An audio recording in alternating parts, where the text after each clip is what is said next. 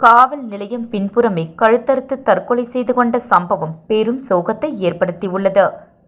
புதுச்சேரி அடுத்த திருக்கனூரில் குடிப்பழக்கத்திற்கு ஆளான மகனை தாய் தந்தை பிரிந்து சென்ற நிலையில் மனமுடைந்த மகன் மது போதையில் பீர் பாட்டிலால் கழுத்தறுத்து தற்கொலை செய்து கொண்ட சம்பவம் பரபரப்பை ஏற்படுத்தியுள்ளது.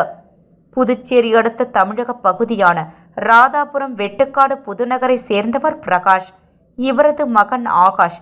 திருமணம் ஆகாத இவர் பூக்கடையில் பணிபுரிந்து வந்துள்ளார். மது பழக்கத்திற்கு ஆளான ஆகாஷ் தினம்தோறும் பணி முடித்துவிட்டு வீட்டிற்கு குடிபோதையில் வருவதை வழக்கமாகவே வைத்துள்ளார். இதனை ஆகாஷின் பெற்றோர்கள் பலமுறை கண்டித்தும் உள்ளனர். ஆனாலும் ஆகாஷ் குடிப்பழக்கத்தை கைவிடவில்லை.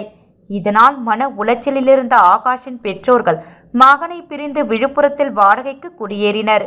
மேலும் தன்னுடன் வந்து இருக்குமாறு தாய் தந்தையை ஆகாஷ் பலமுறை வற்புறுத்தியும் பெற்றோர்கள் அதை ஏற்கவில்லை. இதனால் கடந்த சில தினங்களாக மன உளைச்சலில் காணப்பட்ட ஆகாஷ் நேற்றிரவு திருக்கனூர் காவல் நிலையம் பின்புறம் மது அருந்திவிட்டு பீர் பாட்டிலால் தனது கழுத்தையும் மறுத்துக்கொண்டு தற்கொலை செய்து கொண்டார்.